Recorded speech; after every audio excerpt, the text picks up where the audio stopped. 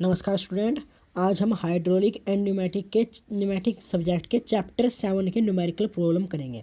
तो न्यूमेरिकल है, चित्र में प्रदर्शित एक हाइड्रोलिक प्रेस में छोटे पिस्टन पर 100 न्यूटन का बल लगाया जाता है। मतलब चित्र में प्रदर्शित है इस एक हाइड्रोलिक प्रेस में छोटे पिस्टन पे कितना है, 100 न्यूटन का बल लगाया जा रहा है। ठीक है, बड़े पिस्टन पर ऊपर को लगने वाला बल ज्ञात कीजिए। तो बड़े पिस्टन पर जो ऊपर को लगने वाला बल है वो हमें फाइंड करना है। छोटे पिस्टन का क्षेत्रफल 50 इंटू 10 की पावर 2 मतलब 50 इंटू 10 का स्क्वायर मिलीमीटर स्क्वायर। मतलब छोटे पिस्टन का क्षेत्रफल क्या है, 50 इंटू में 10 की पावर 2 मिलीमीटर स्क्वायर। तथा बड़े पिस्टन का क्षेत्रफल 500 इंटू में 10 का स्क्वायर मिलीमीटर स्क्वायर। तो 500 इंटू में 10 का स्क्वायर मतलब 10 की पावर 2 मिलीमीटर स्क्वायर है। यदि छोटे पिस्टन द्वारा चली दूरी 100 mm हो तो मतलब छोटे पिस्टन द्वारा चली दूरी कितनी है, 100 mm।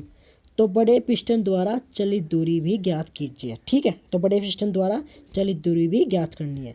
तो दो चीज़ फाइंड करनी है। एक तो हमें बड़े पिस्टन पर जो ऊपर की तरफ बल लग रहा है वो फाइंड करना है। दूसरा बड़े पिस्टन द्वारा जो दूरी चली है वो फाइंड करना है। ठीक है, ये इसका हमारा डायग्राम दे रखा है। ये डायग्राम है, ये हमारा छोटे वाला पिस्टन है, स्मॉल पिस्टन, ये लार्ज पिस्टन। इसका एरिया A1, इसका एरिया A2।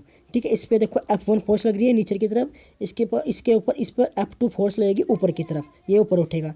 ये S1 लेंथ है जो चली गई दूरी है छोटे पिस्टन द्वारा, ये S2 है जो चली गई दूरी है बड़े पिस्टन द्वारा। ठीक है, अब सॉल्यूशन करेंगे। हमें दिया गया क्या देखा है, F1 इक्वल टू 100 न्यूटन।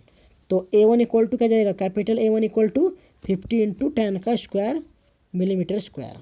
और अब A2 इक्वल टू क्या दे रखा हमें, 500 इंटू में 10 की पावर 2 या 10 का स्क्वायर मिलीमीटर स्क्वायर। अब S1 चली गई दूरी छोटे पिस्टन द्वारा वो कितनी है, 100 mm। तो पहला क्वेश्चन सोल्व करेंगे इसमें, बड़े पिस्टन पर दाब बल वो कितना होगा, पास्कल के नियम से वो कितना होगा, F2 upon F1 equal to A2 upon A1। अब F2 अपॉन F1 क्या है हमारा 100 इक्वल टू A2 कितना है हमारा 500 इंटू में 10 का स्क्वायर अपॉन में A1 50 इंटू में 10 का स्क्वायर। तो यहाँ से F2 सोल्व करके आ जाएगा 1000 न्यूटन, वो भी ऊपर की तरफ। ठीक है,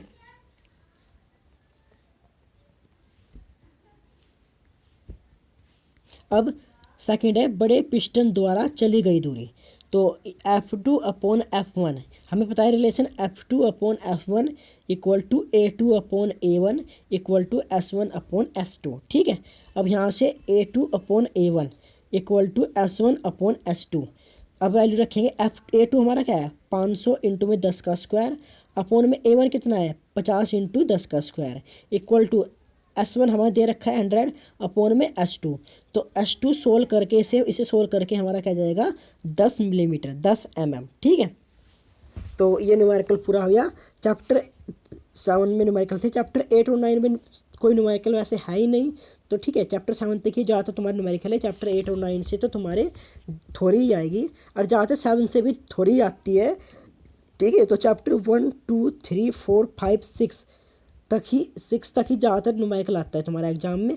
7 चैप्टर से वैसे बहुत कम चांस होते हैं, ज़्यादातर थोड़ी आती है 7 8 9 से। ठीक है, तो अपना आप बच्चे पढ़ते रहो, अपनी स्टडी करते रहो। और आज आपका ठीक है, ये न्यूमेरिकल भी करते रहना।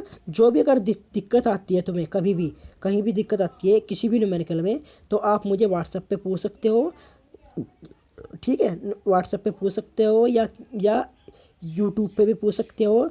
ठीक है, या फिर मुझे आप कॉल भी कर सकते हो। ठीक है स्टूडेंट, ठीक है, आपका ये पूरा हो चुका है। Thank you.